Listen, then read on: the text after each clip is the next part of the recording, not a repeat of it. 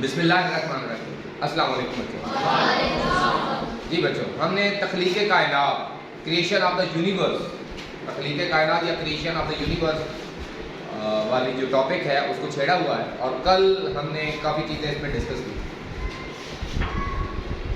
تو اس میں ہم نے جو ڈسکس کیا تھا وہ یہ تھا کہ یہ کائنات کب وجود میں آئی، کائنات کب وجود میں آئی۔ تو جب انسان نے اس کائنات کو دیکھا اور غور و فکر کیا تو جو پہلے جو تھیوری دی گئی تھی وہ یہ تھی یہ کائنات ہمیشہ سے ہے اور ہمیشہ رہے گی، اٹرنل، مادے کو اٹرنل حیثیت حاصل تھی، مادیت کو کہ مادہ ہمیشہ سے ہے اور ہمیشہ رہے گا۔ یہ کافی مذاہب میں بھی ہے، اسی لیے مادی اجسام سے بت بنائے گئے، ٹھیک ہے نا، اس کائنات کو، پھر اس کائنات کے اندر چیزوں کو جیسے سورج، چاند، ستارے، اور اسی ہمیشگی کی وجہ سے بہت سارے لوگوں نے اس کو پوجا کرنا شروع کر دیا، ورشپ کرنا شروع کر دیا، عبادت کرنا شروع کر دی تھی نا، کی تھی نا جی، کچھ ہو رہا ہے، آپ اشارہ کر رہے ہیں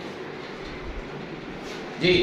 تو یہ جو پہلا کانسیپٹ آیا تھا کہ یہ کائنات یا مادہ جو ہے یہ ہمیشہ سے ہے اور ہمیشہ رہے گا، یہ جو کانسیپٹ تھا اس کی وجہ سے لوگوں نے، انسانوں نے چاند کی، سورج کی اور مختلف مظاہر کی پھر عبادت کرنا شروع کر، ایسے ہی ہے نا، کیونکہ اگر ہم عقل کے لحاظ سے دیکھیں تو اگر ہم نے ابھی تک جتنے جانداروں کو اس پوری کائنات کے اندر ہم نے اگر ساری کائنات کو نہیں چھانا تو کم از کم بہت ساری جگہوں کو ہم چھان چکے ہیں، زمین کو چھان چکے ہیں، ابھی تک ہمیں انسان جتنے شعور والا، وزڈم والا، علم والا کوئی اور مخلوق ہمیں نظر نہیں آئی، سائنٹیفیکلی، سائنس کے لحاظ سے ہمیں نظر نہیں آئی۔ آج تو مختلف مذاہب میں کئی ایسی جو ہے تخلیق یا مخلوق کے بارے میں ذکر ہے، جیسے کہ جنوں کا ذکر ہے قرآن مجید میں، آپ سب ہے نا، فرشتوں کا ذکر ہے، تو ان دو مخلوقات کا ذکر ہے کہ جن بھی ہیں اور فرشتے بھی ہیں، ہے نا، ایسے آسمانوں میں بھی اور زمینوں پر بھی اترتے ہیں، لیکن سائنٹیفکلی ابھی تک ہم ان کو ڈیٹیکٹ نہیں کر سکے، کیونکہ سائنس صرف ابھی تک زیادہ تر ان چیزوں پہ بلیو کرتی ہے جن کو ہم امپیریکلی، ان پہ امپیریکل یعنی ان کو چھو سکیں، یعنی ان چیزوں کو مانتی ہے جن کو ہمارے حواس خمسہ محسوس کر سکیں، کیا کر سکیں، محسوس کر سکیں۔ اور دوسرا یہ ہے کہ یہ کسی بھی چیز کو چیز نہیں مانتی جب تک کہ وہ مادی نہ ہو، جب تک کہ وہ لیکن اب جدید تحقیق سے جب انسان اب جا رہا ہے آہستہ آہستہ اسپرچولیزم کی طرف، روحانیت کی طرف انسان مان رہا ہے، کہ جیسے دیکھیں کہ ہم نے مادے پہ جب تحقیق کی تو مادے میں دیکھا کہ مادہ کس چیز سے بنا ہوتا ہے، ایٹمز سے، کس سے بنا ہوتا ہے، ایٹم سے، اور جب ہم نے ایٹم کا تجزیہ کیا تو ایٹم کا جو 99.9% حصہ ہے وہ تو خالی ہے، وہ کیا ہے، خالی ہے، تو یہ ساری چیزیں ایٹم سے بنی ہوئی ہیں، جسٹ 0.1% ایٹم کا، اس کا مطلب ہمیں جو کائنات نظر آ رہی ہے، جو چیزیں نظر آ رہی ہیں حقیقت میں تو وہ 1.1% سے بھی کم ہے میٹیریل میں، باقی اسپیس تو خالی ہے۔ تو سم ٹائمز یہ ایلیوژن لگتا ہے، حقیقت نہیں لگتی، کہ مادہ جو ہے یہ بھی ایلیوژن لگتا ہے کہ اللہ نے یہ تخلیق کیا ہوا ہے، اور ایسے ہی لگتا ہے کہ جیسے ایلیوژن ہے، یا یہ کائنات ایسے ہی ہے جیسے ہم کوئی مرر دیکھ رہے ہیں، کیا دیکھ رہے ہیں، شیشہ دیکھ رہے ہیں، ہم شیشہ دیکھ رہے ہوتے ہیں نا، تو شیشے میں سب کچھ نظر آتا ہے، لیکن کیا نظر آتا ہے جو شیشے کے باہر ہے۔ اب حقیقت کیا ہے، کیا وہ شیشہ حقیقت ہے یا یہ جو حقیقت ہے؟ تو یہ کائنات بھی اسی طرح ہے، اس کی روحانیت بھی ہے، اس کی ہر چیز کی روح بھی ہے۔ اب فرض کریں کہ مادے کو اگر ہم مزید لوور لیول پہ لے جائیں، کوانٹم لیول پہ، مزید چھوٹے لیول پہ لے جائیں کہ مزید مادہ کس سے بنا ہے، ہم نے پڑھا ہے نا کہ مادہ ایٹم سے بنا ہے، ایٹم میں کیا کیا ہے، الیکٹران، پروٹون، نیوٹران، ہم اگر الیکٹران، پروٹون، نیوٹران کو توڑیں تو ان میں کیا ہے، کوارٹز، ان میں کیا ہے، مزید چھوٹے ذرات ہیں، ان کوارٹز کو توڑیں، اب سائنسدان کہتے ہیں ان میں سٹرنگز ہیں، دھاگے سے ہیں، ہلکے سے ہیں، روشنی کے، انرجی کے، توانائی کے چھلے ہیں، کیا ہیں، توانائی کے چھلے، وہ ریڈیٹ کرتے رہتے ہیں، ان کی وجہ سے کوارٹز بنے ہیں، کوارٹز کی وجہ سے الیکٹران، پروٹون، نیوٹران بنے ہیں، الیکٹران پروٹون نیوٹرون کی وجہ سے. اب یہ جو کوارٹز ہیں، یا اگر ہم الیکٹران میں بھی چلے جائیں تو الیکٹران کے بارے میں جب انسان نے تجربات کیے، کیونکہ الیکٹران جو ہے وہ ویو کی شکل میں موو کر سکتے ہیں. ایون فوٹون کو بھی کہا گیا ہے کہ فوٹون. اب الیکٹران مادے کا ایک چھوٹا ذرہ ہے. جب ہم نے اس کو بمبارڈمنٹ کی اور ڈبل سلٹ تھیوری میں دیکھا تو ہم نے دیکھا کہ الیکٹران حالانکہ مادہ ہے، الیکٹران کیا ہے؟ مادہ ہے، لیکن مادہ ویو کی شکل میں بھی ہے. اس کی کچھ خصوصیات کیا ہیں؟ ویو کی شکل میں. جیسے ہم وائرس کو کہتے ہیں نا کہ وائرس جو ہے وہ جاندار اور بے جان کے درمیان ہے، تو مادہ تو کبھی بھی ویو کی صورت میں نہیں چل سکتا. تو ہم نے اس کو دیکھا کہ ایٹم جو الیکٹران کا بیہیویئر تھا وہ ڈبل سلٹ تھیوری کے حوالے سے وہ ایٹ اے ٹائم میٹر بھی ہے اور ویو بھی ہے. ڈوئل نیچر ہے. کیا ہے؟ ڈوئل نیچر ہے. تو جب ہم مزید تحقیق کرتے ہیں تو ہمیں پتہ چلتا ہے کہ مادہ تو کوانٹم لیول پہ تو ہم اس کو کہہ سکتے ہیں کہ مادے کی روح جو ہے وہ کوانٹم فزکس ہے. مادے کی روح کیا ہے؟ وہ بالکل ایک پیٹرن ہے جس کو ہم پہچان بھی نہیں سکتے. مطلب ہے کہ ہم کہہ سکتے ہیں کہ کائنات کے اندر جو کوانٹم تھیوری ہے اس کے مطابق یہ ہے کہ کوئی بھی مادہ جو ہے وہ اس کائنات کے اندر کہیں دور بھی کر دے جائیں تو وہ روشنی سے بھی زیادہ ایک دوسرے سے انٹریکٹ کرتے ہیں، روحانیت کی طرف جا رہے ہیں، فاصلے کم کر رہے ہیں. اس کو کہتے ہیں سپوکی ایکشن. اس کو کیا کہتے ہیں؟ سپوکی ایکشن. کہ دو ایسے چھوٹے سب ایٹامک پارٹیکل جنریٹ کیے جائیں اور ان کی اسپن اپوزٹ ہو اور ان کو ہم کائنات میں انفینٹ فاصلے پہ بھی رکھ دیں تو پھر بھی ان کے درمیان ایک رابطہ اور تعلق رہتا ہے. ان کے درمیان ایک رابطہ اور تعلق رہتا ہے. کوانٹم فزکس یہ بھی کہتی ہے.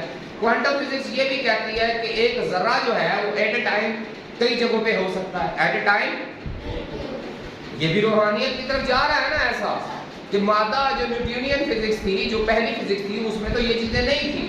لیکن آئنسٹائن نے جو تھیوری آف ریلیٹیوٹی دی مادے کے بارے میں ہی دی، اس سے پتہ چلا کہ مادہ تو کمیونیکیٹ بھی کرتا ہے، ایک سے کئی مقام پہ بھی ہو سکتا ہے. تو میں تو اس کو اسپرچوئلزم کہوں گا، روحانیت کہوں گا. کیا کہوں گا؟ روحانیت. اب ہم جا رہے ہیں، سائنس اب تقریباً روحانیت کے قریب پہنچ چکی ہے، مادیت سے روحانیت کی طرف. کیونکہ اب ہم یہ جو میکینزم ہم دیکھتے ہیں کہ کوانٹم لیول سے لے کر مادے کے چھوٹے سے چھوٹے ذرے تک سے لے کر پوری کائنات میں اگر ہم دیکھیں تو اس کے اندر ایک ہی پیٹرن نظر آتا ہے، ایک ہی سسٹم ہے. سمجھ آ رہی ہے کہ ہم نے فزکس کے لحاظ سے دیکھا، ہم نے دیکھا کہ میں اگر یہاں سے یوں پتھر پھینکوں تو وہ چھت پہ چلا جائے گا. ہم نے اس پیٹرن کو جانا نا، اسی پیٹرن کو جانتے ہوئے ہم نے میزائل اور پروجیکٹائل بنائے نا، وہ صحیح نشانے پہ جا کے لگتے ہیں. اسی اصول کو اپناتے ہوئے ہم نے پھر ایسے پروجیکٹائل بنائے کہ چیزیں چاند پہ گئی، ستاروں پہ گئی، ہبل بنے، ٹیلیسکوپ بنی. سمجھ آ رہی ہے نا؟ سیٹلائٹس بنائی اور وہ ایگزیکٹ اسی مکان پہ جا رہی ہیں. تو ہم نے جب دیکھا کہ جتنے بھی فزیکل لاز ہیں، کیمیکل لاز ہیں، بایولوجیکل لاز ہیں، الیکٹرانک لاز ہیں، الیکٹریکل لاز ہیں، وہ پوری کائنات میں ایک ہی پیٹرن میں چل رہے ہیں، ایک ہی پیٹرن میں چل رہے ہیں. تو جب ہم نے اس میں سنگولیرٹی کو دیکھا، وحدت کو دیکھا، کس کو دیکھا؟ وحدت کو دیکھا. اور وہ وحدت کیا ہے؟ وہ یہی ہے کہ اس کائنات کا تخلیق کرنے والی ہستی صرف کوئی ایک ہو سکتی ہے، واحد ہے. کیا ہے؟ واحد ہے. کیونکہ اللہ پاک خود قرآن مجید میں فرماتا ہے کہ اگر اس کائنات کے اندر دو خدا ہوتے تو یہ کائنات بگڑ جاتی. صبح کچھ اور اصول چل رہا ہوتا، جیسے اب ہوتا ہے نا، حکومتیں بدل جاتی ہیں، وہ حکومت کوئی اور اسٹریٹجی لے کے آتی ہے، دوسری حکومت کوئی اور اسٹریٹجی لے کے آتی ہے. یہی ہوتا ہے نا. تو بیٹا جب ہم دیکھتے ہیں کہ اس کائنات کے اندر سائنس کے، حکمت کے، ناپ تول کے، کیونکہ اللہ پاک کہتا ہے میں نے اس کائنات کو ناپ تول کے بنایا. کیا کیا ہے؟ ناپ تول کے بنایا. اس میں ایک پیٹرن ہے. جب ہم ناپ تول کے بناتے ہیں اس کی ترکیب ہے. اس کی کیا ہے؟ ایک ترکیب ہے، ایک اس کی ریسیپی ہے، اور اس ریسیپی کے اندر راز ہے. اس کے لیے کیا ہے؟ راز ہے، علم ہے، حکمت ہے، مفادات ہے. جیسے اللہ پاک نے کہا ہے نا کہ دن اور رات کے آنے میں غور و فکر کرنے والوں کے لیے، عقل مندوں کے لیے نشانیاں ہیں. کتنی نشانیاں ہیں. ہم وقت کو کاؤنٹ کرتے ہیں. سورج سے ہمارا جو عیسوی کیلنڈر ہے، جو ہمارا انگریزی کیلنڈر ہے، یہ ہم سورج کی حرکت سے بناتے ہیں. کس کی موومنٹ سے بناتے ہیں؟ ہمارا جو اسلامی کیلنڈر ہے وہ چاند کی حرکت سے پہ منحصر کرتا ہے. ایسے ہی ہے نا آپ صاحب؟ ہم کیسے چلتے ہیں؟ چاند سے. رمضان شریف کا چاند نظر آیا تو ہم نے روزے رکھنا شروع کر دیے، پھر عید کا چاند نظر آئے گا تو ہم عید منائیں گے، پھر قربانی کا، پھر محرم کا، یعنی ہماری جو اسلامک منتھس ہیں وہ اگر ہم دیکھیں تو اسی کائنات کے جو پلینٹس ہیں اور سٹارز ہیں ان کی موومنٹ پہ ہم نے وقت کو کنٹرول کیا، ہم نے کیا کیا، وقت کو کاؤنٹ کیا، ہم نے دنوں میں تقسیم کیا وقت کو، رات اور دن میں تقسیم کیا، 24 آورز میں ان کو تقسیم کیا، پھر ہم نے اس کو صبح دوپہر شام میں تقسیم کیا، پھر ہم نے اس کو گھنٹوں میں تقسیم کیا، پھر ہم نے منٹس میں تقسیم کیا، پھر سیکنڈ میں تقسیم کیا، تو یہ ترتیب بن گئی نا، اس سے ہم آرگنائز ہو گئے، اس سے ہم تو فائدہ ہوا نا انسانیت کو، ہر چیز کا ایک پیٹرن بن گیا، سب کو پتا ہے کس وقت آنا ہے، کس وقت نماز پڑھنی ہے، کس وقت جمعہ ہونا ہے، تو ایک پیٹرن بن گیا، تو حکمت آ گئی نا، ہم سب آرگنائز ہو گئے۔ کیا ہے، ہم نے صرف سورج اور چاند کی حرکت کا موازنہ کیا اور اس کو وقت کے ساتھ انہی کو ہم نے یوز کیا ٹائم کو ایکسٹریکٹ کرنے کے لیے، اس سے ہم سب انسانیت آرگنائز ہو گئی۔ دوسرا اگر ہم دیکھیں کہ اس کائنات کے اندر، میں نے جیسے اب پہلے کہا تھا کہ سائنس کے اندر اگر ہم دیکھیں تو ایک انسان واحد ایک ایسی عقل مند ہستی ہے، انسان ہی ہے نا۔ میں نے کل بھی جب میں باتیں کر رہا تھا تو کچھ لوگ کہہ رہے تھے کہ آپ نے ذکر کیا کہ ہم نے پہلے ہبل بھیجی، اب ہم نے جو ہے نا یہ بھیجی ہے جیمز ویب، تو ہم نے تو نہیں بھیجی، لوگوں نے کہا ہم نے تو نہیں بھیجی، وہ تو انگریزوں نے بھیجی۔ بھائی بطور انسان میں کہہ رہا ہوں، بطور کیا کہہ رہا ہوں، as a human being, as a, کیونکہ علم کسی کی میراث نہیں ہے۔ اسلام ہمیں کیا کہتا ہے کہ حکمت کسی کی میراث نہیں ہے، حکمت مومن کی میراث ہے، علم کسی کی میراث نہیں ہے، جو محنت کرے گا اس کو مل جائے گی، تو آپ لوگ محنت کریں تو آپ کو مل جائے گی، ٹھیک ہے۔ تو ایز اے ہیومن بینگ میں تو انسان کا سفر دیکھ رہا ہوں نا کہ انسان نے شعوری طور پہ کتنا سفر طے کر لیا، ہم کتنی انوینشن کر لی ہے۔ اگر اس وقت ناسا اور یورپین اور ویسٹ کے لوگ محنت کر رہے ہیں تو ان کو عروج اللہ نے دیا ہوا ہے، کبھی مسلمان کر رہے تھے تو ان کو عروج تھا۔ انشاءاللہ فیوچر میں آنے والے وقتوں میں اگر آپ لوگ محنت کریں گے، جو بھی بندہ محنت کرے گا، اللہ پاک اس قوم کو، اس لوگوں کو مزید ترقیاں، کیونکہ ان میں نشانیاں اور فائدے ہیں۔ غور و فکر تحقیق میں اس دنیا کے لیے بھی اور آخرت کے لیے بھی نشانی ہیں، سائنس ہیں، ان سائنس کو اپنے دل اور اپنی روح کی آنکھوں سے دیکھنا ہے، کیونکہ اللہ پاک فرماتا ہے کہ میں نے ان لوگوں کو کان عطا کیے جو ان کانوں سے نہیں سنتے، میں نے ان کو آنکھیں عطا کی جو ان آنکھوں سے نہیں دیکھتے، میں نے ان کو دل عطا کیے یہ دل سے غور و فکر نہیں کرتے۔ یہ غافل ہے، یہ لوگ کون ہیں؟ غافل ہیں، بلکہ چوپائے ہیں، بلکہ ان چوپایوں سے بھی بدتر ہے۔ کیوں کہا گیا بھلا یہ؟ اس لیے کہا گیا تھا کہ جانوروں کے پاس تو عقل بھی نہیں ہے، جانوروں کے پاس تو عقل بھی نہیں ہے، انسان کو تو یہ عقل بھی دی تھی، اگر پھر بھی وہ جانوروں والی حرکت کرے گا تو اس کو تو اس سے نیچے گریڈ ملنا چاہیے۔ نیگیٹو مارکنگ کی ہے رب نے یہاں کیا کیا ہے؟ اگر ایک سہولت دی ہے، وزڈم دی ہے، حکمت دیا ہے، برین دیا ہے، سوچنے سمجھنے کی صلاحیت دی ہے، آبزرویشن کی صلاحیت دی ہے، غور و فکر کی صلاحیت دی ہے، تو ایکسپیکٹیشنز بھی بڑی ہیں۔ جب بڑی طاقت ملتی ہے تو امتحان بھی بڑے ہوتے ہیں، بڑی طاقت ملتی ہے تو اس کی اکاؤنٹیبلٹی بھی زیادہ ہو جاتی ہے، اس کا حساب کتاب بھی دینا ضروری ہو جاتا ہے۔ اور جب انسان اپنے اس لیول سے، حکمت کے، وزڈم کے، انسانیت کے لیول سے گرتا ہے تو وہ جانوروں سے بھی بدتر ہو جاتا ہے۔ اور یہی وجہ ہے کہ جب انسانوں نے، جب کوئی بات نظر نہیں آئی، ہمیں کائنات میں سورج روز پیٹرن نظر آیا، لوگ مر رہے ہیں، وہ لکھتے گئے نسلوں تک، ہزاروں سالوں تک انسانی تاریخ نے لکھا کہ سورج ہمیشہ سے نکلتا ہے، مشرق سے نکلتا ہے، مغرب میں غروب ہو جاتا ہے۔ انہوں نے کہا لو جی انسان تو مر رہے ہیں، 60 سال 65 سال 1000 سال بعد مر جائے گا، یہ سورج تو ہزاروں سالوں سے کام کر رہا ہے اور ایک پیٹرن پہ چل رہا ہے، تو کیوں نہ اسی کی عبادت کریں۔ بنا دیا نا، دھوکہ دے دیا شیطان نے۔ حالانکہ انسان کو تو سوچنا چاہیے تھا کہ یہ مجھ سے تو عقل مند نہیں ہے، اس کائنات کو بنانے والا۔ میں نے آپ کو پہلے بھی کہا کہ مادے نے زیادہ سے زیادہ ترقی کی تو وہ کیا بن گیا؟ انسان بن گیا۔ مادے کی ترقی ہے نا، بے جان تھا، بے جان سے وہ مائکرو آرگنزم بنا، مائکرو آرگنزم سے پلانٹ، پلانٹ سے پھر اینیمل۔ یہ زندگی کی ڈیولپمنٹ ہے نا، لائف کی ڈیولپمنٹ ہے نا، کہ زندگی نے کیسے ترقی کی سائنس میں ہم جانتے ہیں۔ سب سے پہلے مائکرو آرگنزم بنے، مائکرو آرگنزم بڑھتے رہے، پھر ان سے پہلے پودے بنے، پھر بعد میں جانور پیدا ہوئے، جانور پہلے پانی میں رہے، پھر سمندروں سے باہر نکل کے خشکی میں بھی آ گئے اور پوری دنیا میں پھیل گئے. بہت سارے ایسے جاندار تھے جو پیدا ہوئے اور اس کائنات سے اب وہ ختم ہو چکی ان کی نسلیں، جیسے ڈائناسور ہے نا، آئے اور چلے گئے. لیکن ان میں ہمیں ایک بھی ایسی کوئی تخلیق نظر نہیں آئی جو انسان سے بہتر ہو، جو انسان سے کہیں نظر آیا ہے کسی کو؟ کہیں بھی نظر نہیں. تو اگر ہم اپنے آپ کو بھی دیکھ لیتا انسان، غور سے دیکھ لیتا، تو کیا ہم سورج کی پوجا کرتے؟ کیا ہم بتوں کی پوجا کرتے؟ یا جو اپنے آپ پہ بھی تھوڑا سا غور کر لے کہ میرا مالک، کیونکہ میں اگر اپنے آپ پہ بلیو کرتا ہوں کہ میں ان سے بہتر ہوں، ہم زمین پتھر سے بہتر ہیں نا، اللہ نے ہمیں شعور دیا ہے، ہم کمپیریٹیولی سائنٹیفکلی بہتر ہیں، پتھر سے بہتر ہیں، جانوروں سے بہتر ہیں، پودوں سے، پرندوں سے، ہم ان سے بہتر ہیں. ایک سب کو پتا ہے نا اس سے بہتر ہے، ہم ان کو تصویر کر سکتے ہیں، ہم ان کے اندر پائے جانے والے سائنٹیفک پیٹرنز کو پہچان سکتے ہیں، ان سے فائدہ حاصل کر سکتے ہیں. ٹھیک ہے. اور اسی لیے اس زمین کے اوپر سب سے زیادہ ڈومیننٹ اسپیشیز یا آرگنزم کون ہے؟ انسان. کون ہے؟ ہم نے اپنے سے زیادہ جاندار جانوروں کو بھی قابو کیا ہے کہ نہیں کیا ہے؟ ہاتھی کو، ہر چیز کو ہم نے تسلیم کر لیا. ہم نے پہاڑوں کو ریزہ ریزہ کر دیا، ہم آسمانوں کو، زمین کو چھان رہے ہیں. لیکن ہمیں یہ خیال نہیں آیا کہ ہم مادے کی پوجا کیوں کر رہے ہیں.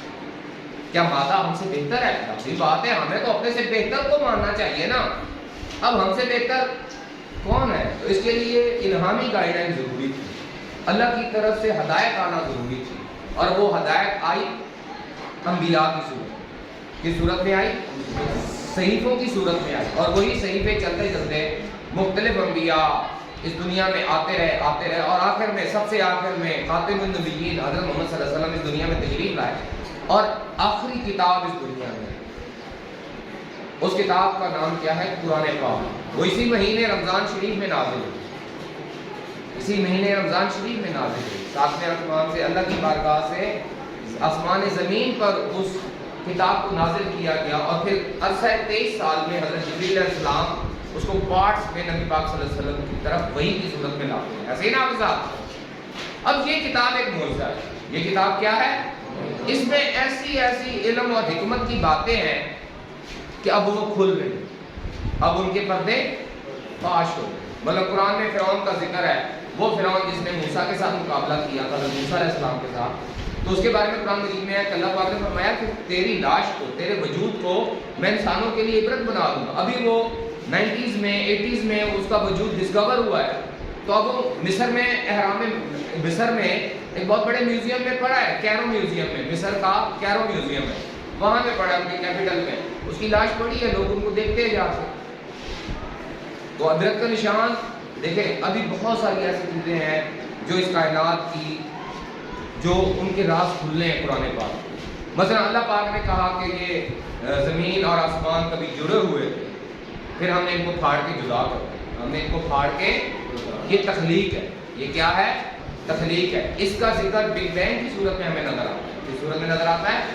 اور ہمیں کن فیکون کا، پچھلا جو ہم نے کل جو ڈسکشن کی تھی، کن فیکون کا ہمیں ثبوت ملتا ہے کہ یہ کائنات ایک سیکنڈ کے بھی 1/8 حصے میں نتھنگ سے ایوری تھنگ تک آ گئی. اتنی سپیڈ سے تو آج تک ہم نے کوئی چیز نوٹ ہی نہیں کی. یہ سپیڈ آف لائٹ سے بھی تیز کا جو ہے نا ایک واقعہ ہے. ٹھیک ہے. تو یہ کن فیکون، تو یہ راز ہے. اگر ہم مزید سائنس پہ ڈیولپمنٹ کریں، اگر آپ غور کریں تو یہ جو سائنٹیفک سوچ ہے یہ بھی اسلام نے دی. اس کی بنیاد بھی کیوں نے رکھی؟ مسلمان سائنسدانوں نے رکھی ہے. اس سے پہلے یورپ تو سارا ڈارک ایجز میں تھا. جب اسلام ترقی کر رہا تھا، اسلام میں علم و حکمت کی روشنیاں پھیل رہی تھیں، بغداد، غرناطہ اور بہت سارے ایسے شہر تھے جو آج کل کے آکسفورڈ اور بڑے بڑے MIT اور ان سے بھی بڑے ادارے بنائے ہوئے تھے، اور وہ بہت ریسرچ کر رہے تھے. تو سائنس کی بنیاد بھی مسلمانوں نے رکھی ہے. انہوں نے کہا ہمارا علم لے لیا، اور انہوں نے اس کی قدر کی، اس کو پڑھا، اس کو ٹرانسلیٹ کیا اور اس کو مزید بڑھایا. لیکن ہم لوگوں نے یہ سب چیزیں چھوڑ دی تو ہم پیچھے رہ گئے. جی، تو یہ بیٹا کچھ تعارف تھا. کیونکہ رمضان شریف ہے تو تھوڑا روحانیت بھی آئی ہے، تو میں نے کہا چلیں اسی پیٹرن میں تھوڑا سا آپ کو ان کے ساتھ جوڑ کے بتایا جائے. اب تھوڑا جب ہم سائنٹیفک فیکٹس پہ آ جاتے ہیں تو آگے چلتے ہیں کریشن آف یونیورس، تخلیق کائنات کے بارے میں. ابھی میں نے ریکیپ کیا کہ یہ جو کائنات ہے، پہلے تو یہ تھا کہ یہ کائنات ہمیشہ سے ہے اور ہمیشہ رہے گی، لیکن یہ تھیوری جو ہے یہ کینسل ہو گئی ہے۔ اب جو تھیوری زیادہ مشہور ہے، زیادہ ایکسیپٹیبل ہے سائنسدانوں کے درمیان، وہ ہے بگ بینگ کی تھیوری۔ باقی جو ایکچوئل جو چیز ہے، اشارے اور نشانیاں تو مل رہی ہیں، لیکن حقیقت رب ہی جانتا ہے۔ اصل علم کس کے پاس ہے؟ اللہ کے پاس ہے۔ ہمیں تو چند نشانیاں ملیں گی اور ہم صرف انہیں کو ایکسیپٹ کریں گے جو قرآن کے مطابق ہوں، جو سے ہٹ کے ہوں گی ہم ان چیزوں کو ایکسیپٹ نہیں کریں گے۔ ہم فرض کر لیں گے کہ ایک چیز کو سمجھنے کے لیے فی الحال ہم اس کو، لیکن ہم اس پہ بلیو نہیں کریں گے، اس پہ بلیو نہیں کریں گے۔ سائنٹیفکلی چیزوں کو انڈرسٹینڈ کسی خاص فریم ورک میں سمجھنے کے لیے ہم اس کو یوز کریں گے، لیکن بلیف ہمارا کس پہ ہوگا؟ قرآن پاک۔ وہاں سے جو گائیڈ لائن ہمیں ملتی ہے ہم اس پہ بلیو کریں گے، باقی چیزوں کو ایز اے ٹول یوز کریں گے اور مزید ترقی کریں گے۔ ہو سکتا ہے اگلی نسلوں میں جا کے اس کو بہتر تھیوری آ جائے، کیونکہ اللہ پاک قرآن مجید میں ایک اور بھی فرماتا ہے کہ میرے جو الفاظ ہیں، میری جو باتیں ہیں، میرا جو کلام ہے، میرے جو مظہر ہے، کیونکہ اللہ پاک کی ہر چیز کا مظہر کیا ہے؟ کن فیکون، الفاظ ہے نا، الفاظ ہے نا بیٹا۔ تو اللہ پاک فرماتا ہے کہ اگر اس پوری زمین کے سمندروں کو سیاہی بنا دیا جائے، تمام مخلوق لکھنے بیٹھ جائے، تمام درخت اور پودوں کو قلم بنا دیا جائے اور یہ سارے لکھنا شروع ہو جائیں، تو میرے کلمات کو نہیں لکھ سکتے، میرے کلمات کو، بلکہ ایسے اور لے آئیں پھر بھی نہیں لکھ سکتے۔ تو بیٹا یہ جو کائنات اللہ نے بنائی ہے نا، اس کے اندر اتنے راز ہیں، اتنی چیزیں ہیں کہ آپ انسانیت ہمیشہ کے لیے بھی اس پہ تحقیق کرتی رہے تو ہم اس کے اینڈ تک کبھی بھی نہیں پہنچ سکتے۔ سو اینڈ نہیں ہے اس میں، آپ کا وقت بھی ہے، آپ مزید ریسرچ کریں، کہیں بھی رکا نہیں ہے، ہم نے سب کچھ ڈسکور نہیں کر لیا، ابھی بہت کچھ باقی ہے۔ وقت فرصت ہے کہاں؟ کام ابھی باقی ہے۔ وقت فرصت ہے کہاں؟ کام ابھی باقی ہے۔ نور توحید کا اتمام ابھی باقی ہے، کہ نور توحید کا اتمام ہونا ہے۔ ہر شخص نے ماننا ہے کہ اس کائنات کا رب ایک ہے۔ تو جب تک پوری کائنات کے ہم نے سب کائنات کو شاہد ہے۔ آپ کو پتہ ہے نبی کریم صلی اللہ علیہ وسلم کی امت مسلمان جو ہے، یہ پچھلی امتوں کے بھی گواہ ہیں ہم لوگ، کہا گیا نا شاہد ہیں ہم، ان کی کتابوں کے شاہد ہیں، ان کی کتابوں کی سچائی کے بھی ہم شاہد بنیں گے کہ جناب جو قرآن میں چیزیں ہم ان کو مانتے ہیں، باقی آپ کی کتابوں میں کیا ہو گیا ہے؟ تبدیلی آ گئی ہے۔ اسی طرح جب اللہ پاک نے قرآن مجید کو نازل فرمایا تو اللہ پاک نے یہ بھی فرمایا کہ میں نے ہی اس کتاب کو نازل فرمایا اور میں ہی اس کا محافظ ہوں، اس کی حفاظت کرنے والا بھی اللہ ہے۔ کسی کی جرت نہیں ہے کہ وہ اس میں ایک زیر زبر کی بھی تبدیلی نہ ہو، تو یہ گارنٹی ہے۔ لیکن ان کی کتابوں میں کیا ہوا ہے؟ چینجز آ گئی، ان کی الہامی کتابوں میں کیا ہوا ہے؟ چینجز آ گئے ہیں۔ لیکن الحمدللہ قرآن کے اندر پہلے دن سے لے کر آخری ٹائم تک یہ بالکل اپنی اصل حالت میں موجود ہے۔ اللہ نے ایک نظام بنایا، حفاظ کرام کا نظام بنایا، 1400 سال سے یہ چلتا، لوگ سینہ بسینہ کتابوں سے مٹا دیں گے، لوگوں کے سینوں سے کیسے مٹائیں گے؟ لوگوں کے دلوں سے کیسے اس کو مٹائیں گے؟ ہمارے مسلمان لاکھوں کروڑوں کی تعداد میں آج سے 1400 سال پہلے سے شروع ہوئے اور وہ ریممبر کر رہے ہیں۔ سو دنیا کی کوئی طاقت اس ذکر کے اندر کوئی تبدیلی نہیں لا سکتی، اس ذکر کو ختم نہیں کر سکتی۔ ابھی بہت سارے ممالک میں، اسی چڑ میں بہت سارے ممالک کے اندر یہ کام ہو رہا ہے کہ ان کے نسخوں کو جلایا جا رہا ہے، لیکن مجھے یہ بتائیں کہ سورج کو پھونکوں سے بجھایا جا سکتا ہے؟ نہیں، پھونکے مار رہے ہیں، اسلاموفوبی ہے، ڈرا رہے ہیں، تو آپ نے گھبرانا نہیں ہے، کیونکہ وہ گھبراتے وہ ہیں جن کے پاس دلیل نہ ہو، جن کے پاس آپ کے پاس دلیل ہے، وہ کہیں بھاگ نہیں سکتے۔ اب ان کے پاس دلیل نہیں ہے تو وہ 6 ہتھ کنڈوں پہ آ گئے، کیا ہو گیا ہے؟ دلیل سے بات کریں۔ آپ اپنے آپ کو جو ہے نا بڑا ڈیولپڈ سمجھتے ہیں، تحقیق کر لیں، 1400 سال سے تحقیق کر لیں، اپنے بکس پہ تحقیق کر لیں، قرآن مجید پہ تحقیق کر لیں، لیکن یہ جاہلانہ قسم کا جو رویہ ہے یہ غلط ہے۔ ہم نے اس کو جاہلانہ رویے کو جاہلانہ رویے سے جواب نہیں دینا، ہم نے کیا کرنا ہے؟ علم و حکمت سے جواب دینا ہے۔ کس سے جواب دینا ہے؟ اگر آپ اس پہ آ جائیں گے تو میں آپ کو یقین دلاتا ہوں کہ آپ ہی کامیاب ہوں، اس کائنات میں، اس زمین پر آپ ہی کامیاب ہوں گے۔ جی، بگ بینگ تھیوری آئی کہ یہ کائنات ہمیشہ سے نہیں ہے، بلکہ اس کی تخلیق کی ایک ابتدا ہے اور اس کی تخلیق اور پھر اس کا اینڈ بھی، اس کی ایک ابتدا بھی ہے اور اس کا ایک اینڈ بھی ہے، اس کی پیدائش بھی ہے، اس کا اختتام بھی ہے، اس کی موت بھی ہے، کیونکہ اللہ نے یہ کائنات امتحان کے لیے بنائی ہے کہ آپ میں سے کون جو ہے وہ علم کی راہ پہ چلتا ہے۔ جب ہم علم کی راہ پہ چلیں گے تو ہم خدا تک پہنچ جاتے ہیں۔ ایسے ہی ہے نا، جب ہم اللہ کے ذکر، اللہ کی عبادت اور اس کی تخلیق کی ہوئی کائنات پہ غور و فکر کریں گے تو ہم اللہ تک پہنچ جائیں گے۔ اللہ پاک یہی فرماتا ہے کن تو کنزن مخفیا، حدیث قدسی ہے نا حافظ صاحب کہ میں ایک چھپا ہوا خزانہ تھا، میرا ارادہ بنا کہ میں پہچانا جاؤں، بس اس لیے میں نے مخلوق کو پیدا کیا۔ پہچاننا کس نے ہے؟ انسانوں اور جنوں نے۔ انسانوں نے سب سے پہلے کس نے پہچاننا ہے؟ سب سے زیادہ اگر خدا کو کوئی جانتا ہے تو وہ انسان ہے، کیونکہ فرشتوں میں اگر دیکھیں تو حضرت جبریل علیہ السلام سب سے ٹاپ پہ ہیں، ایسے ہی نا حافظ صاحب؟ تو اگر ہم معراج شریف کا واقعہ دیکھیں تو معراج شریف میں جبریل علیہ السلام بھی ایک مقام پہ آ کے رک گئے تھے، انہوں نے کہا میں اس سے ذرا بھی آگے بڑھوں گا تو میرے پر چل رہے ہیں۔ تو اس سے آگے کون گیا؟ نبی پاک صلی اللہ علیہ وسلم، انسان تھے۔ اللہ آپ نے اس بات کو بڑائی سے بیان کرتا ہے کہ شکر ادا کرو اس نعمت کا کہ میں نے اپنے محبوب کو بطور انسان تم میں سے ہی نازل کیا، انسان بنا کے نازل کیا۔ سمجھ آ رہی ہے میری بات کی؟ تو یہ بہت بڑی نعمت ہے کہ انسان کو رتبہ مل گیا۔ وہ کس سے بلانگ کرتے ہیں؟ نبی پاک صلی اللہ علیہ وسلم۔ ہم نبی پاک صلی اللہ علیہ وسلم سے بلانگ کرتے ہیں، وہ ہم سے بلانگ کرتے ہیں، ایسے ہی ہے نا؟ تو اگر وہ گئے تو انسانیت کے، اسی لیے حضرت علامہ اقبال فرماتے ہیں کہ یہ سبق ملا ہے معراج مصطفیٰ سے مجھے کہ یہ جو کائنات ہے یہ تو انسان کی ذات میں ہے۔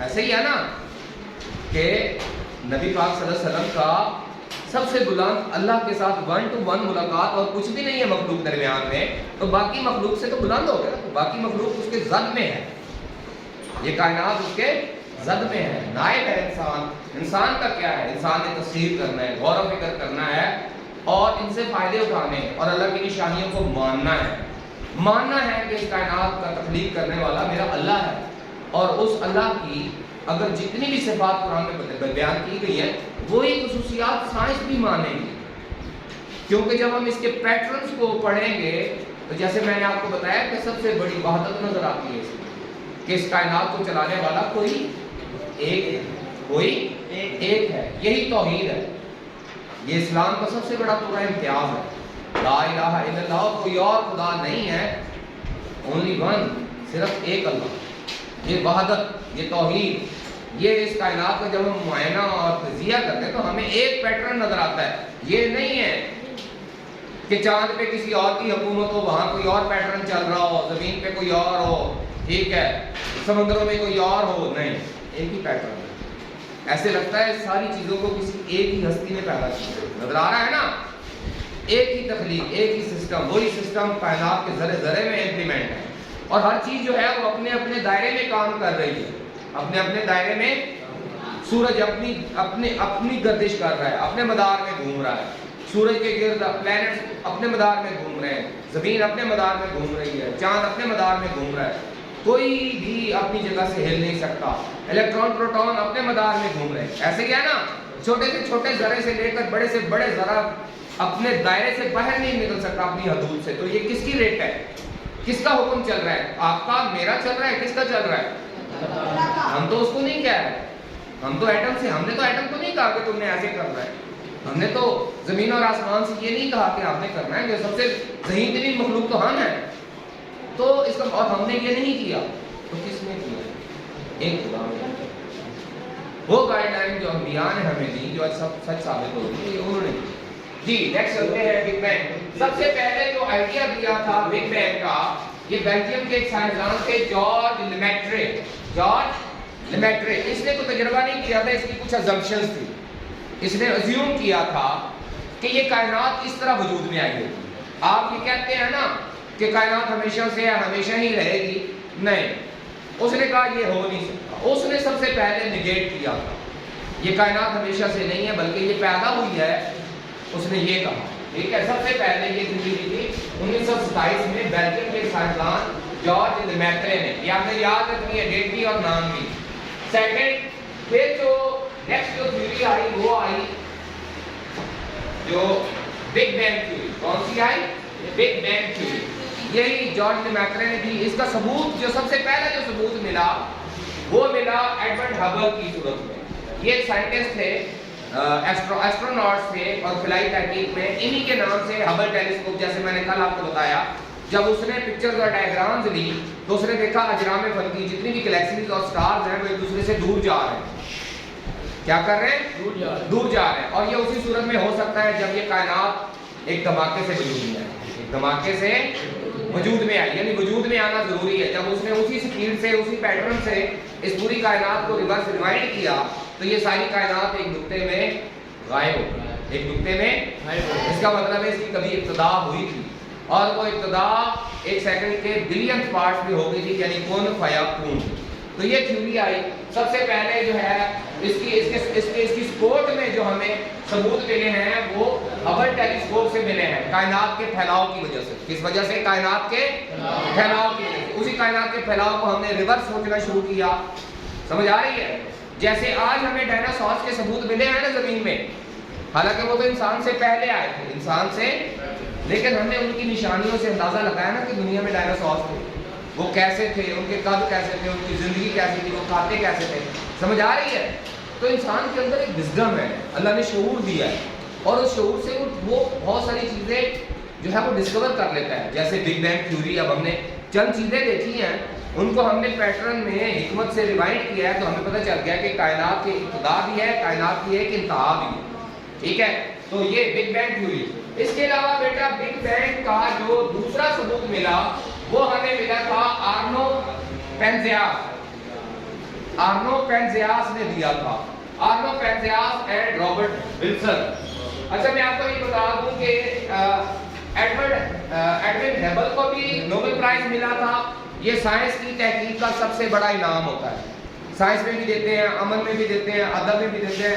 دنیا کا سب سے بڑا جو انعام ہے وہ نوبل پرائز ہے. وہ کیا ہے؟ Nobel price. یہ ایڈوین ہبل کو بھی ملا تھا اور ان دونوں کو بھی ملا تھا اسی انوینشن کی صورت میں. انہوں نے کیا کیا تھا؟ انہوں نے یہ کیا کہ انہوں نے ایک ریڈیو ریسیور بنایا تھا. کیا بنایا تھا؟ کہ جو ریڈیو کی فریکوینسیز ہوتی ہیں ان کو کیچ کرنے والا، تاکہ کائنات کے اندر اگر کوئی ریڈیو فریکوینسیز ہیں تو ان کو سنا جا سکے، ان کو سنا جا سکے. انہوں نے بہت بڑا سا جو ہے نا وہ ریڈیو جو ہے نا وہ سگنل کو ٹریک کرنے والا بنایا. تو جب انہوں نے بنایا تو ان کو ایک خاص قسم کے سگنل ملے، شور ملا، ایک خاص قسم کا شور ملا، ان ساؤنڈ مطلب ویوز کا، ریڈیشن کا شور ملا. اور وہ ریڈیشن صرف اس صورت میں پیدا ہوتی ہے جب بگ بینگ جیسا بڑا دھماکہ ہوتا ہے. دھماکہ ہوتا ہے تو اس کی شعاعیں پھیل جاتی ہیں نا، روشنی تو پھیلتی ہے نا. تو وہ روشنی جو شعاعیں، جو دھماکے سے جو لہریں پیدا ہوئی، کیا پیدا ہوئی؟ ویوز پیدا ہوئی. اور وہ ایسی ویوز تھیں کہ جن کو میڈیم کی ضرورت نہیں ہے، کاسمک بیک گراؤنڈ ویوز. تو وہ کائنات وہ اسپیس میں پھیل گئی. وہ کہاں پھیل گئی؟ وہ اسپیس میں پھیل گئی. ابھی بھی وہ ہمیں سنائی دے سکتی ہیں لیکن خاص آلات سے، خاص. تو انہوں نے وہ آلہ بنایا جس سے یہ کاسمک بیک گراؤنڈ ریڈیشنز ہمیں نظر بھی آئیں اور ہم نے ان کو سنا بھی، ان کے ثبوت ملے. اور صرف یہ اسی وقت پیدا ہو سکتی ہے جب بگ بینگ ہو. تو بگ بینگ کے دو ثبوت ملے، ایک کائنات کا پھیلاؤ اور دوسرا back ground radiation, cosmic back ground radiation. یہ دو ثبوت ہیں جو بگ بینگ تھیوری کو سپورٹ کرتے ہیں کہ بگ بینگ تھیوری ہی ایک ایسی تھیوری ہے جو اس کائنات کی پیدائش یا اس کائنات کے بارے میں کو کلو دے سکتی ہے. تو پہلے ہمیشگی والی جو تھیوری ہے وہ ریجیکٹڈ ہے. اب یہ تھیوری ہے کہ یہ کائنات کبھی نہیں تھی، پیدا ہوئی اور کبھی ختم ہو جائے گی. اب یہ والا کانسیپٹ ہے، اس کانسیپٹ کو کہتے ہیں بگ بینگ تھیوری. آپ نے یہ تینوں ہی 4 سائنٹسٹ کو آپ نے یاد رکھنا ہے. جارج لیمیترے، انہوں نے یہ تھیوری کوائن کی تھی، انہوں نے یہ سجیشن سب سے پہلے دی کہ یہ کائنات پیدا ہوئی. دوسری ایڈوین ہبل ہے، انہوں نے یہ ثبوت دیا کہ یہ کائنات پھیل رہی ہے. ہبل ٹیلیسکوپ کی وجہ سے یہ کیا ثبوت دیا کہ یہ کائنات پھیل رہی ہے. جب ہم نے اسی پھیلنے کو بیک ریوائنڈ کیا تو ہمیں پتہ چلا کہ کائنات کی ابتدا ہے اور کائنات کا اینڈ بھی ہے. پھر آرنو پینزیاس اور رابرٹ ولسن نے کاسمک بیک گراؤنڈ ریڈیشنز کو ڈسکور کیا، جیسے یہ پتہ چلا کہ بگ بینگ کا واقعہ ہوا تھا. بگ بینگ کا واقعہ، اور یہ واقعہ 10 سے 20 ارب سال پہلے 10 to 20 بلین ایئرز بیفور ہوا تھا. ٹھیک ہے بیٹا. اور ہماری جو زمین ہے वो 4.6 बिलियन ईयर पहले वजूद में आई।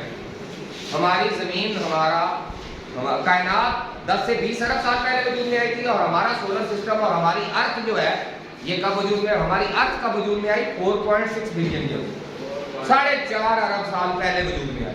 ठीक है, अच्छा जी, उसके बाद आगे चलते हैं मिल्की वे गैलेक्सी। बेटा इस कायनात के अंदर जितने भी स्टार्स हैं ये सारे के सारे मजीद बड़े गुच्छों में घूम रहे हैं। हमारा सूरज अकेला नहीं है, हमारा सूरज अकेला नहीं है, बल्कि कायनात के अंदर ये एक बहुत बड़े झुरमट की शक्ल में है, और सितारों के उस झुरमट को कहते हैं गैलेक्सी। क्या कहते हैं? कहकशाएं। क्या कहते हैं? कहकशाएं। इस कायनात में बेशुमार कहकशाएं हैं, और उनके नाम भी रखे हैं। साइंटिस्ट ने मुख्तलिफ कहकशाओं के नाम भी रखे हैं, और उन्हीं नामों की वजह से हमारी गैलेक्सी का नाम क्या है? मिल्की वे गैलेक्सी। क्या नाम है? मिल्की वे गैलेक्सी। अगर बेटा हम आसमान में देखें तो बाज़ औक़ात हमें आसमान के अंदर कहीं साइड पे या सेंटर पे हमें सितारों का एक ऐसा मिल्की वे, ज्यादा दूधिया, ज्यादा चमकदार पट्टी सी नजर आती है। आसमान में हमें सितारों की एक पट्टी नजर आती है, उसको कहते हैं मिल्की वे गैलेक्सी, क्योंकि हम उसके एक साइड पे हैं और ये इतनी बड़ी है कि जमीन पर बैठकर हमें उसका छोटा सा पार्ट नजर आता है। क्या आता है? छोटा सा पार्ट। बाकी जो है वो नीचे है और पीछे से घूम के ऊपर है, तो ये हमें उसका बिल्कुल छोटा सा पार्ट नजर आता है।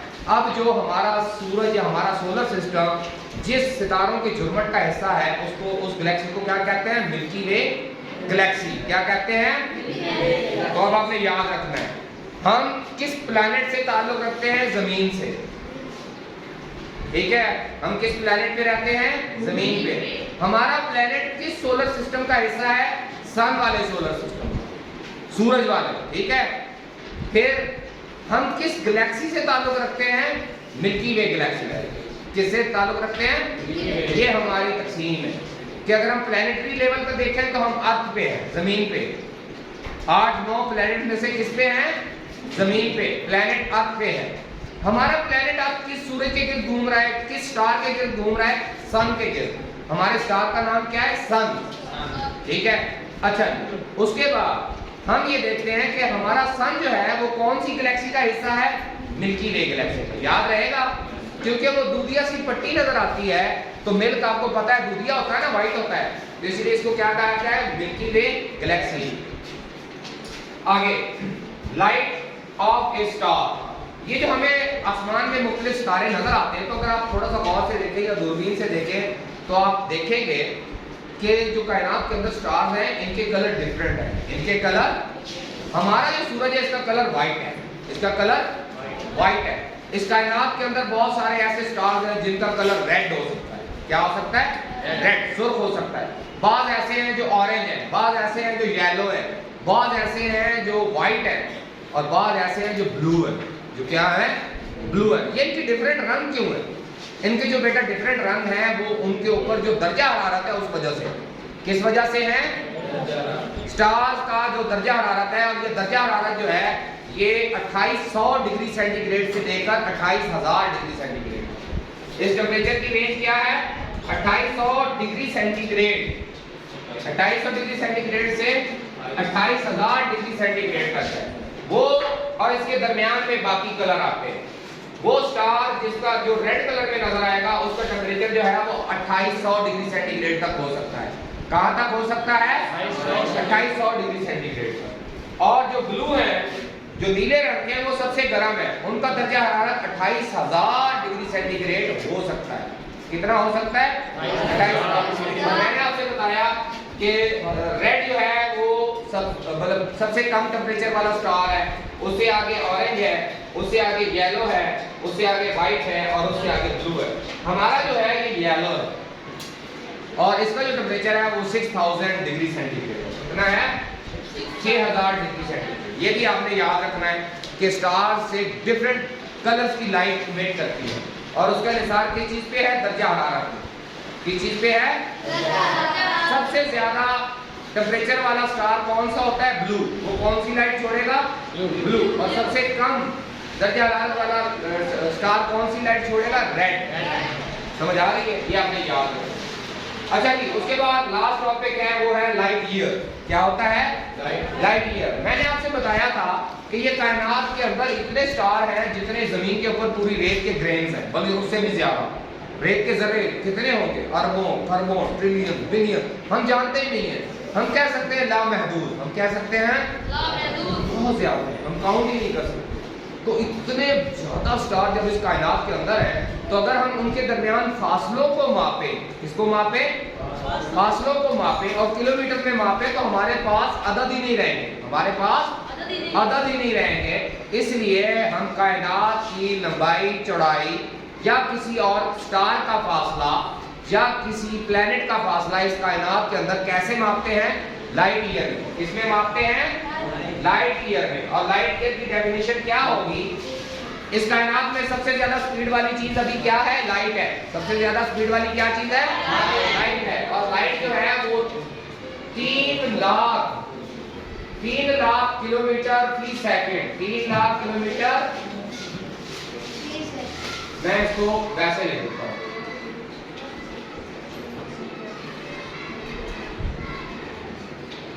یہ 3 لاکھ کلومیٹر پر سیکنڈ کی سپیڈ سے چلتی ہے. یعنی ایک سیکنڈ کے اندر یہ 3 لاکھ کلومیٹر کا سفر طے کر جاتی ہے.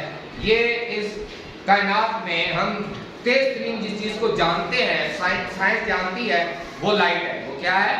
لائٹ ہے. اور ہم جو کائنات کا فاصلہ، سٹار کے درمیان جو ڈسٹینس ہے، اس کو کس میں ماپتے ہیں؟ لائٹ ایئر میں. کس میں ماپتے ہیں؟ لائٹ ایئر میں. کیونکہ یہ اتنا فاصلہ ہوتا ہے جتنا فاصلہ روشنی ایک سال میں طے ہے. ہر سیکنڈ میں 3 لاکھ کلومیٹر کا فاصلہ. ہر سیکنڈ میں کتنا فاصلہ؟ 3 لاکھ کلومیٹر کا. ایک گھنٹے میں کتنا ہو جائے گا؟ ضرب 60. کتنا ہو جائے گا؟ 24 گھنٹوں میں کتنا ہو جائے گا؟ اس کو پھر 24 سے ضرب دیں. پھر ہفتے میں کتنا ہو جائے گا؟ 7 سے ضرب دیں. مہینے میں کتنا ہو جائے گا؟ 4 سے ضرب دیں. سال میں کتنا ہو جائے گا؟ اس کو مزید 12 سے ضرب دیں. تو یہ جو جواب آئے گا اتنے کلومیٹر، تو ہم اس کو نہیں ناپ سکتے، عدد میں اس کو ظاہر نہیں کر سکتے. ہم کہہ دیتے ہیں کہ ایک سٹار سے دوسرے سٹار کا فاصلہ اتنے لائٹ ایئر ہے. اتنے لائٹ ایئر. یہ جو لائٹ ایئر ہے یہ ڈسٹینس کی یونٹ ہے. اس کی یونٹ ہے، یہ روشنی کی سپیڈ کی یونٹ نہیں ہے، بلکہ یہ کس کی ہے؟ فاصلے کی یونٹ ہے. لائٹ ایئر کس کی یونٹ ہے؟ فاصلے کی. کہ کائنات اتنی بڑی ہے، ان کے درمیان جو مختلف گلیکسیز ہیں، جو مختلف سٹارز ہیں، ان کے درمیان فاصلہ ہم لائٹ ایئر میں ماپتے ہیں. کس میں ماپتے ہیں؟ اور یہ کتنا فاصلہ ہے؟ یہ اتنا فاصلہ ہے کہ اگر روشنی اسٹریٹ لائن میں سفر کر رہی ہے اور ایک سال تک وہ جتنا سفر طے کرے گی وہ ایک لائٹ ایئر کے برابر ہے. جبکہ سورج ہم سے کروڑوں میل دور ہے. سورج ہم سے 8 منٹ کے اندر روشنی یہاں پہنچ جاتی ہے. کتنے منٹ میں؟ 8. سورج کی جو روشنی ہم پہ یہاں پہ آ رہی ہے یہ 8 منٹ پہلے چمکی. یہ کب پیدا ہوئی؟ 8 منٹ پہلے. تو روشنی کو سمجھ. تو یہ کائنات اتنی بڑی ہے، اتنی بھی بڑی ہے کہ ہم بعض ستارے جو ہیں جب ہم ایسے آسمان پہ نظر کرتے ہیں، جو آپ کو چمک نظر آتی ہے، ان میں سے بعض چمک ایسی ہو سکتی ہیں، ہو سکتا ہے کہ وہ اربوں سال پہلے پیدا ہوئی. کب پیدا ہوئی ہو؟ اربوں سال پہلے. تو وہ سفر کرتی کرتی کرتی کرتی اس وقت ظاہر ہوئی جب آپ نے دیکھا. جب آپ آسمان کی طرف دیکھتے ہیں تو آپ کدھر دیکھتے ہیں؟ مستقبل میں. کہاں دیکھتے ہیں؟ کیونکہ وہ جو روشنی آپ کو نظر آ رہی ہے وہ تو آپ کے پیدا ہونے سے بھی پہلے پیدا ہو گئی تھی. وہ سفر کرتے کرتے کرتے وہ سفر کر رہی تھی. آپ پیدا ہوئے، بڑے ہوئے، آپ نے سائنس پڑھی، اور آج رات کو جب آپ جہاں سے کھڑے ہوئے دیکھیں گے تو یہ ہماری یہ باتیں کرنے سے پہلے سے وہ سفر کر رہی ہے. سمجھ آ رہی ہے؟ تو یہ ہے جی کچھ ٹاپکس. یہ حیران کن کیونکہ رمضان شریف ہے، تو یہ وہ نشانیاں ہیں، یہ وہ آیات ہیں. اور آپ صاحب قرآن مجید میں کہا گیا ہے کہ جو اللہ پاک کی آیات کو جھٹلاتے ہیں وہی عذاب کا شکار ہے. ایسے ہی ہے نا؟ تو یہ اللہ پاک کی نشانیاں ہیں. دن اور رات، کانسٹیلیشن، اس کی تخلیق. پھر اسی بات پہ کہ میں ایک چھپا ہوا خزانہ تھا. حدیث قدسی اللہ پاک فرماتا ہے انسانوں سے کہ میں ایک چھپا ہوا خزانہ تھا، میرا ارادہ بنا کہ میں پہچانا جاؤں، بس اس لیے میں نے مخلوق کو پیدا کیا. اب اسی مخلوق پہ غور و فکر کر کے، تحقیق کر کے ہم اس کے خالق تک پہنچ سکتے. اس کے خالق تک، اور ہمارا ایمان، ہمارا یقین اس خالق پہ مزید مضبوط ہو سکتا ہے. اور جتنا ہمارا ایمان، ہمارا یقین مضبوط ہوگا اتنے ہی ہمارے اعمال اچھے ہوں گے. اور جب ہمارے اعمال اچھے ہوں گے، ہمارا ایمان مضبوط ہوگا، تو اللہ کی بارگاہ میں ہمیں قرب نصیب ہوگا، ہمیں اس کی بارگاہ میں کامیابی نصیب ہوگی. آپ سب سے دعا ہے کہ یہ آیت الکرسی دروس پڑھا کریں، اور خاص طور پہ اس چیز پہ ضرور غور کیا کریں کہ وَلَا يُحِيطُونَ بِشَيْءٍ مِّن عِلْمِهِ إِلَّا بِمَا شَاءَ. آپ احاطہ بھی نہیں کر سکتے کہ اللہ کی بارگاہ میں جو علم ہے آپ اس کا اندازہ بھی نہیں لگا سکتے، لیکن صرف اتنا جتنا وہ عطا کرے، جتنا وہ چاہے آپ کو علم عطا کرے. تو بیٹا جب آپ کے ذہن میں کوئی نئی چیز آتی ہے، کوئی نیا علم، کوئی نئی انفارمیشن آتی ہے، تو یہ بات جان لیں کہ وہ اللہ کی مرضی کے بغیر نہیں آتی، اور اللہ نے چاہت کی ہے کہ آپ لوگ سیکھ جائیں. اللہ کی چاہت ہے کہ آپ لوگ سیکھ جائیں. تو پلیز ان چیزوں کو ریپیٹ کیجئے. علم کے راستے میں آگے بڑھیے تو آپ اللہ کی چاہت میں آگے بڑھ رہے ہیں. کیونکہ جو بندہ، کیونکہ یہی ہے نا حافظ صاحب کہ علم تو اللہ پاک اس کو عطا کرتا ہے جس کو چاہتا ہے، جس کو. اگر آپ علم حاصل کریں گے تو اس کا مطلب ہے آپ اللہ کی چاہت کے راستے میں چل رہے ہیں، آپ اللہ کی چاہت کے.